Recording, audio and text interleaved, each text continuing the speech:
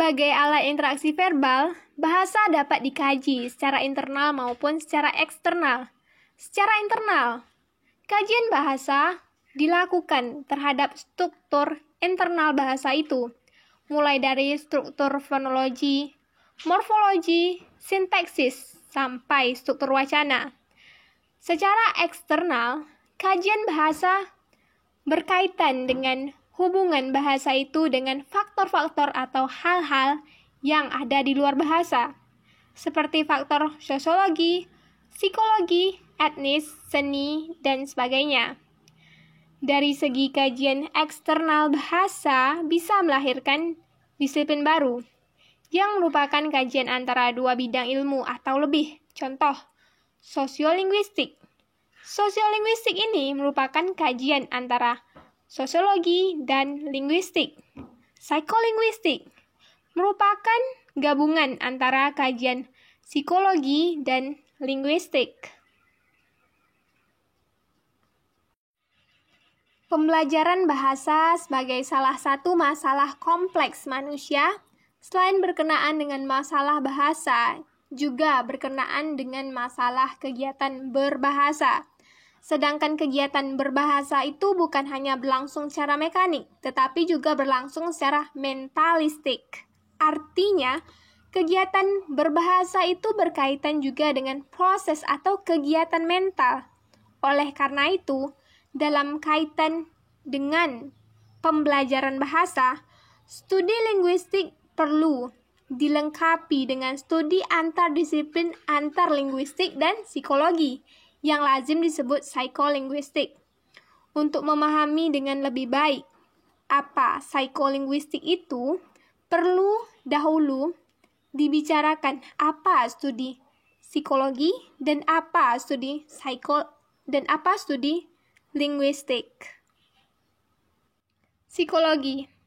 Secara etimologi, kata psikologi berasal dari bahasa Yunani kuno, yaitu psyche dan logos. Kata psyche berarti jiwa, roh, sukma. Sedangkan kata logos berarti ilmu. Jadi, psikologi secara harafiah berarti ilmu jiwa atau ilmu yang objek kajinya adalah jiwa. Dalam perkembangan lebih lanjut, psikologi lebih membahas atau mengkaji sisi-sisi manusia dari segi yang bisa diamati. Mengapa? Karena jiwa itu bersifat abstrak, sehingga tidak dapat diamati secara empiris. Padahal, objek kajian setiap ilmu harus dapat diobservasi secara indrawi. Sedangkan psikologi, objek kajiannya tuh jiwa. Jiwa itu tidak bisa dilihat, diraba, dan jiwa tidak memiliki bentuk, namun ada. Dalam hal ini, jiwa atau keadaan jiwa hanya bisa diamati melalui gejala-gejalanya. Seperti orang yang sedih akan berlaku murung, dan orang yang gembira akan tampak dari gejala-gejalanya yang riang atau dari wajahnya yang berbinar-binar. Meski demikian, kita juga sering mendapatkan kesulitan untuk mengetahui keadaan jiwa seseorang dengan hanya melihat tingkahnya saja. Tidak jarang kita jumpai seseorang yang sebenarnya sedih, tetapi tersenyum. Atau seseorang yang sebenarnya jengkel atau marah, tetapi tenang atau malah tertawa. Walaupun benar, kemungkinan gerak-gerak lahir seseorang belum tentu menggambarkan keadaan jiwa yang sebenarnya. Namun, secara tradisional, psikologi lazim diartikan sebagai suatu bidang ilmu yang mencoba mempelajari perilaku manusia. Caranya adalah dengan mengkaji hakikat rangsangannya, hakikat reaksi terhadap rangsangan itu, dan mengkaji hakikat proses akal yang berlaku sebelum reaksi itu terjadi. Selanjutnya, linguistik. Secara umum, linguistik lazim diartikan sebagai ilmu bahasa atau ilmu yang mengambil bahasa sebagai objek kajinya. Pakar linguistik disebut linguis. Namun, perlu dicatat, kata linguis dalam bahasa Inggris juga berarti orang yang mahir menggunakan beberapa bahasa.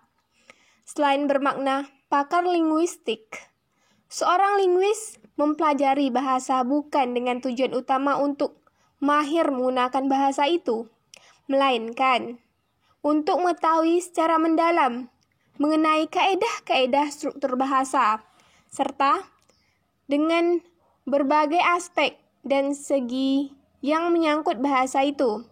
Andaikan si linguis ini mahir penggunaan bahasa itu, tentu juga tidak ada salahnya, bahkan akan menjadi lebih baik. Sebaliknya, seseorang yang mahir dan lancar dalam menggunakan beberapa bahasa belum tentu dia seorang linguis kalau dia tidak mendalami teori tentang bahasa. Kalau dikatakan bahwa linguistik itu adalah ilmu yang objek kajinya adalah bahasa, sedangkan bahasa itu sendiri merupakan fenomena yang hadir dalam segala aktivitas kehidupan manusia, maka linguistik itu pun menjadi sangat luas bidang kajinya. Oleh karena itu, kita bisa lihat adanya berbagai cabang linguistik yang dibuat berdasarkan berbagai kriteria atau pandangan. Secara umum, pebidangan linguistik itu yang pertama, menurut objek kajinya. Linguistik dapat dibagi atas dua cabang besar, yaitu linguistik mikro dan linguistik makro. Objek kaji linguistik mikro adalah struktur internal bahasa itu, mencangkup struktur fonologi, morfologi, sintaksis, dan leksikon. Sedangkan objek kaji linguistik makro adalah dalam hubungannya dengan faktor-faktor di luar bahasa seperti faktor sosiologi, psikologi, antropologi, dan neurologi. Nah, berkaitan dengan faktor-faktor di luar bahasa itu muncullah bidang-bidang seperti sosiolinguistik, psikolinguistik, dan neurolinguistik. Yang kedua, menurut tujuan kajiannya, linguistik dapat dibedakan atas dua bidang besar, yaitu linguistik teoritis dan linguistik terapan. Kajian teoritis hanya ditujukan untuk mencari atau menemukan teori-teori linguistik belaka. Sedangkan kajian terapan ditujukan untuk menerapkan kaedah-kaedah linguistik dalam kegiatan praktis seperti dalam pengajaran bahasa, penerjemahan, penyusunan kamus, dan sebagainya. Yang terakhir, yaitu yang ketiga, adanya yang disebut linguistik sejarah dan sejarah linguistik. Yang pertama, yaitu linguistik sejarah. Linguistik sejarah itu mengkaji perkembangan dan perubahan suatu bahasa atau sejumlah bahasa, baik dengan diperbandingkan maupun tidak. Yang kedua, sejarah linguistik. Mengkaji perkembangan ilmu linguistik, baik mengenai tokoh-tokoh, aliran-aliran teorinya, maupun hasil kajiannya. Oke, kita sudah membahas psikologi dan linguistik. Psikologi yaitu ilmu jiwa atau objek kajiannya jiwa, sedangkan linguistik yang artinya sebagai ilmu bahasa atau ilmu yang mengambil bahasa sebagai objek kajiannya. Psikolinguistik. Secara etimologi, sudah disinggung bahwa kata psikolinguistik terbentuk dari kata psikologi dan linguistik, yakni dua bidang ilmu yang berbeda yang masing-masing berdiri sendiri dengan prosedur dan metode yang berlainan. Namun, keduanya sama-sama meneliti bahasa sebagai objek kaji formalnya. Hanya objek materinya yang berbeda. Linguistik mengkaji bahasa, sedangkan psikologi mengkaji perilaku berbahasa atau proses berbahasa. Dengan demikian, cara dan tujuannya juga berbeda. Meskipun cara dan tujuannya berbeda, tetapi banyak juga bagian-bagian objeknya yang dikaji dengan cara yang sama dan dengan tujuan yang sama, tetapi dengan teori yang berlainan. Hasil kajian kedua disiplin ini pun banyak yang sama, meskipun tidak sedikit yang berlainan.